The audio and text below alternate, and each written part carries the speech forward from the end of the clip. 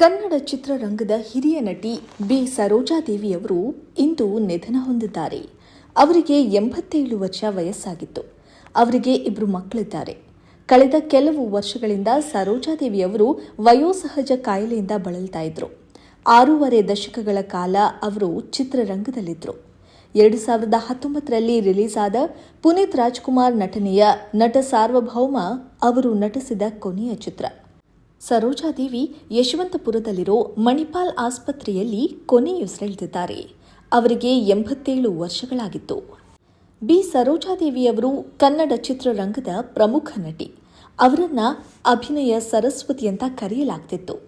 ಅವರು ಕನ್ನಡ, ತಮಿಳು, ತೆಲುಗು ಮತ್ತು ಹಿಂದಿ ಚಿತ್ರರಂಗಗಳಲ್ಲಿ ಹೆಸರುವಾಸಿಯಾಗಿದ್ದರು.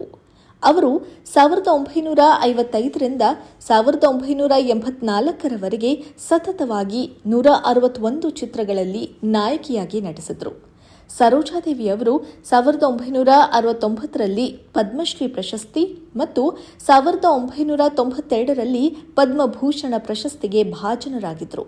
ಅವರು ಬೆಂಗಳೂರು ವಿಶ್ವವಿದ್ಯಾಲಯದಿಂದ ಗೌರವ ಡಾಕ್ಟರೇಟ್ ಮತ್ತು ತಮಿಳುನಾಡಿನಿಂದ ಕಲೈಮಾಮಣಿ ಪ್ರಶಸ್ತಿಯನ್ನು ಪಡೆದುಕೊಂಡಿದ್ದರು. ಸರೋಜಾದೇವಿಯವರು ಕನ್ನಡ ಚಲನಚಿತ್ರರಂಗಕ್ಕೆ ಅಪಾರ ಕೊಡುಗೆ ನೀಡಿದ ಮಹಾನ್ ನಟಿ.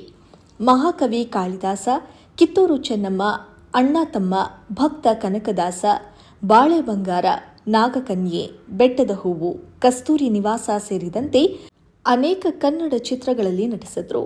ನಾಡೋಡಿ ಮನ್ನನ್, ಕರ್ಪೂರ ಕರಸಿ, ಪಾಂಡುರಂಗ ಮಹಾತ್ಯಂ, ತಿರುಮಣಂ ತಮಿಳು ಚಿತ್ರಗಳಲ್ಲಿ ಅಭಿನಯಿಸಿದರು.